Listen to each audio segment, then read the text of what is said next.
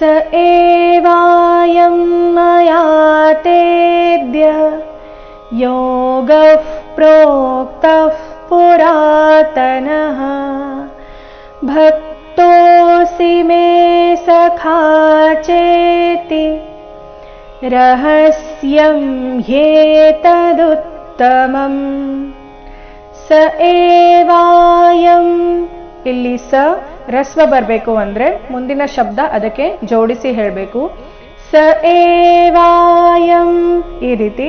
ಮಯಾ ತೇದ್ಯ ಮಯಾ ತೇದ್ಯ ಯೋಗಃ ಪ್ರೋಕ್ತಃ ಪುರಾತನಃ.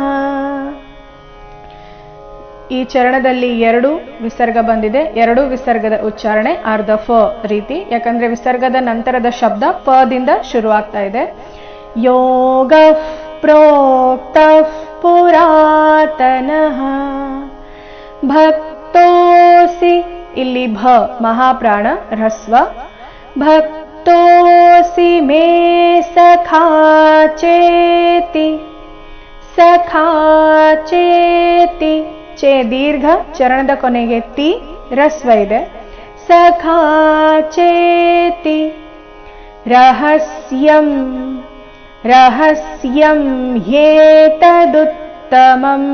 ಇಲ್ಲಿ ಹ್ಯೇತ ಅರ್ಧ ಪೂರ್ತಿ ಯೇ ಸಂಯುಕ್ತಾಕ್ಷರ ಇದೆ.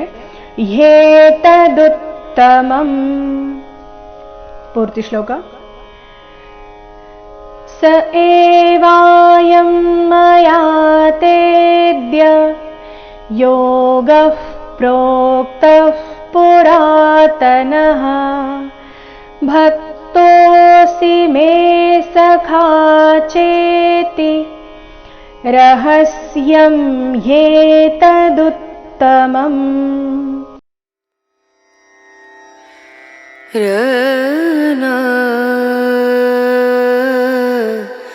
ರ